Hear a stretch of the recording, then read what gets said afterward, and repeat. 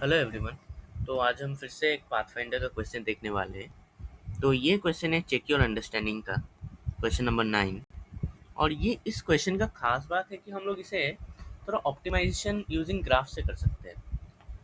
Basically हम लोग इस क्वेश्चन में ग्राफ का यूज़ करेंगे ताकि हम लोग जो ट्रांजिट टाइम है उसे शॉर्टेस्ट कर पाए। So let's see the question first.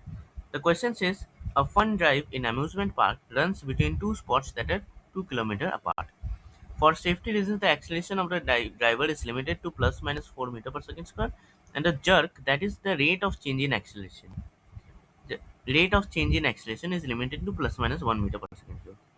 If the driver can achieve a maximum speed of 144 kmph, then find the shortest time of transit of the drive between the two spots.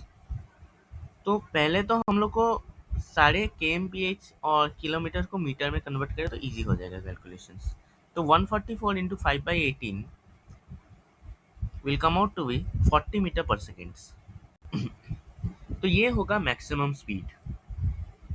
अब जो हम लोग conclusion निकालेंगे ये सबसे important है कि मान लो अगर मेरे पास दो वीटी ग्राफ्स है, एक का एक्सेलरेशन कम है, दूसरे का एक्सेलरेशन ज़्यादा है।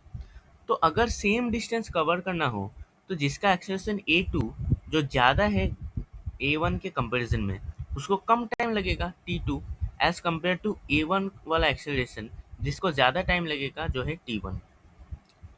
तो हम लोग को एक्सेलरेशन को मैक्सिमाइज रखना ही पड़ेगा एट द एंड। पर हम directly as per the question हम लोग डायरेक्टली एक्सेलरेशन को 4 metre per second square set नहीं कर सकते, क्योंकि पहले तो हम लोग को एक्सेलरेशन को लाना पड़ेगा बाय द जर्क।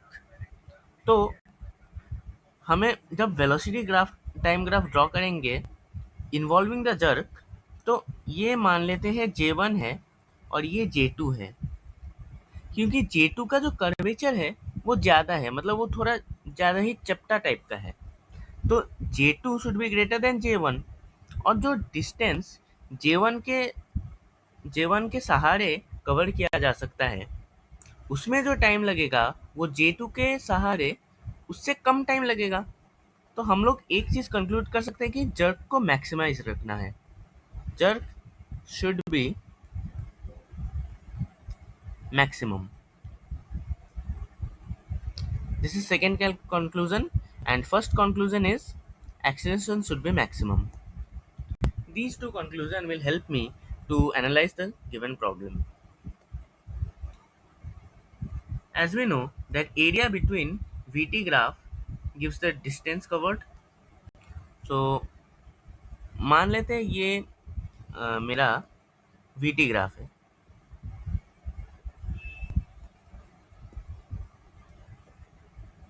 तो पहले जब जर्क आएगा तो ऐसे करके राइज करेगा वेलोसिटी, धीरे धीरे राइज करेगा, और J is equal to 1 meter per second square.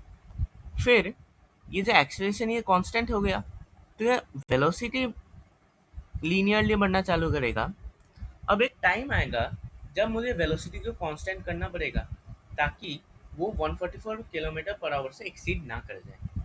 ये तो डायरेक्टली मैं ऐसे करके नहीं कर सकता, तब तो एक्सेलरेशन बहुत ही ज़्यादा हो जाएगा या अनडिफाइंड कह सकते हैं। तो इस केस में भी एक जर्क आएगा जिसका वैल्यू होगा -1 मीटर पर सेकेंड क्यूब, और ये उसके बाद कांस्टेंट स्पीड से चलेगा। Similar scenario will be seen in the right hand side. It will go like this.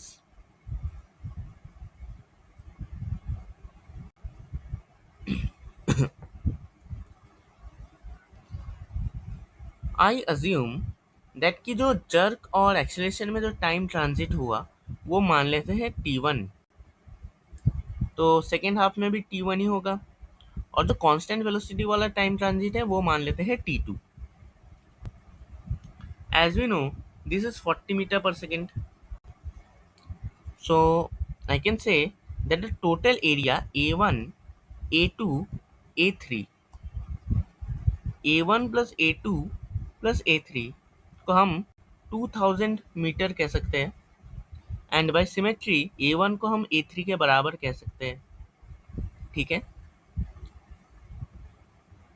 So I can say that 40 T2, this is A2 plus 2A1 is equal to 2000।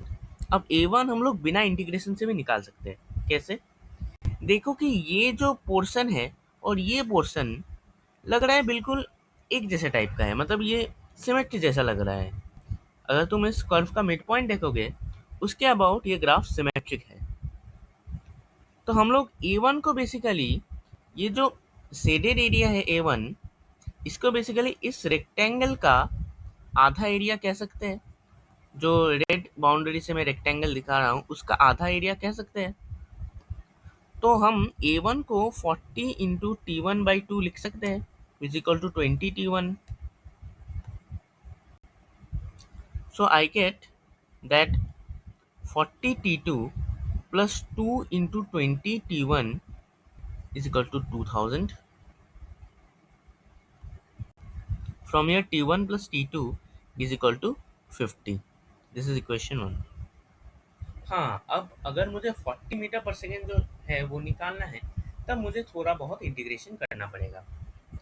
और इसमें भी मैं एक छोटा सा variable assume कर रहा हूँ कि जो टाइम ट्रांजिट फॉर जर्क, उसे मैं मान लेता हूँ T3। तो ये भी T3 होना चाहिए बाई सिमेट्री। तो dA/dt is equal to +1. From here A is equals to T. Integrating 0 to T3 will get T3 square by 2.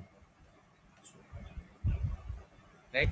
So this is the area, no sorry, this is the velocity of the uh, car when it reaches T3, or you can say this height. Now observe that this is a right triangle. In this right triangle, we can say that this base is T1 minus 2T3, T1 minus 2T3, right? So I can say that T1 minus 2T3, and since we got to know this is 40 and this will also be H, so this will be 40 minus 2H. So perpendicular by base 40 minus 2H by T minus 23 can be written as just acceleration. This is 4. Now T3 is equals to 4. Since acceleration has to be constant at the end and A equal to T as per this equation, so T3 is equals to 4, I will get 40 minus 4 4 is 16 by 2 into 2 by T1 minus 8 is equals to 4. So I will get 24 is equals to 4 into T1 minus 8. From here T1 will be 14 seconds. So I can say that T2 is equals to 50 minus 14, 36 seconds. Answer will be 2T1 plus T2 is equals to 36 plus 28, that is 64 seconds. And that's the answer. So today we learned how to deal with graph related questions and how to optimize using graphs. Even if it had instead of jerk, it had rate of change of jerk, like which will have units meter per second to the power 4. We can also apply the same logic by keeping the extreme values and then setting an upper limit on the jerk, then again setting an upper limit on the acceleration. Then we use the symmetricity of the graphs, and this way we can also do for other cases. Hope you like the video.